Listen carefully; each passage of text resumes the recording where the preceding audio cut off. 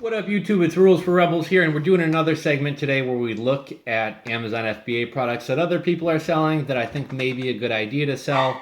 And we're going to be kind of analyzing the product as well as how good of a job they did at packaging it and presenting it and everything else. So, typically, Amazon FBA products are lightweight, small, easy to ship, and not things that are breakable. I don't know if you guys know about this, but when you send something into Amazon, they don't always do it, but they will sometimes do a drop test.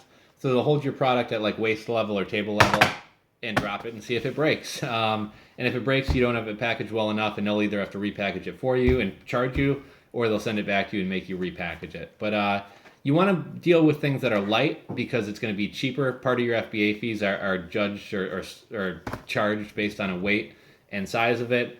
Also, you're going to have to ship this stuff into FBA, so that could be costly. And then also you're going to want things with few moving parts or things that aren't going to break easily.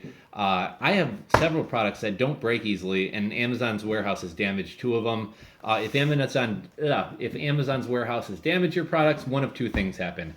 If they have something in the same SKU, they'll replace it with one of those.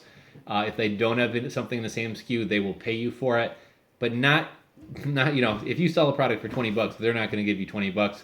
They will determine what they're going to pay you for it and pay it out. So like I said, I have two particular products they've damaged in the last week or two. Neither one are things that are easily breakable, so I don't know if we got run over by a forklift or what happened, but anyhow, let's move on. Whiskey stones are what we're looking at today. This is something I got for free from ReviewKick. I've talked about ReviewKick on a lot of videos. You get either free or discounted products in return for leaving an Amazon review. I like it because A, I get free stuff.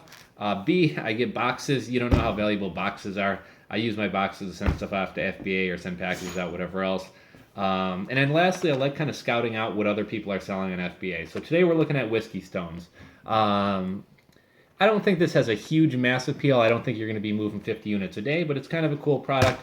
And I'll real quickly mention, I'm going to make a whole nother video talking about this, but I think a good category to get into is like manly stuff or men's stuff. So this is a shaving bag. It's kind of cool. It's got a handle here. It's really kind of, when you think about it, this is kind of cheap. I mean, I have a Fossil shaving case that's much nicer. What I think is cool about this, they got like tactical, 511 paracord zipper pulls on it.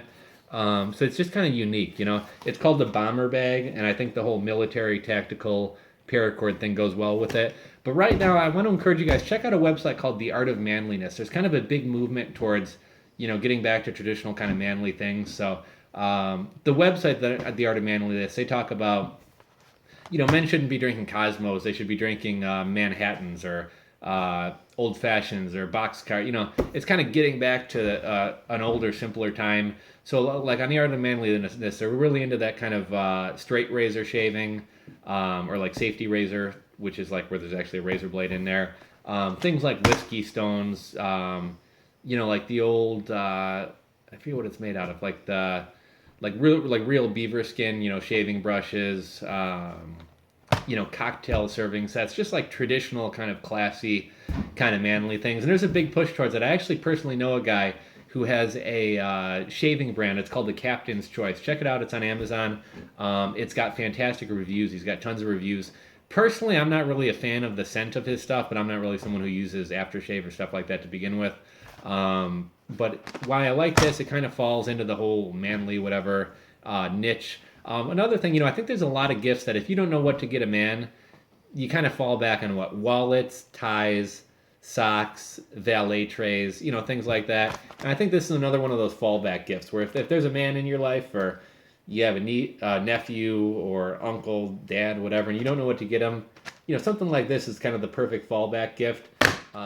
Let's take a look at it. First off, I think the packaging is really well done. What does it say? We got set of 9 pieces, chilling your drink. So it does a good job of illustrating what these are used for. What's the purpose of whiskey stones for anyone who's not a whiskey drinker? And really, you could use this in tequila or anything. Ice waters down your drink, so by using stones or whiskey balls or whatever, your drink doesn't get watered down as quick. Kind of another twist on this, a lot of people are making these like silicone trays that make a big, basically like a snowball-sized thing of ice. And because there's less surface area on that, it doesn't melt as quickly and your whiskey won't get watered down as quick.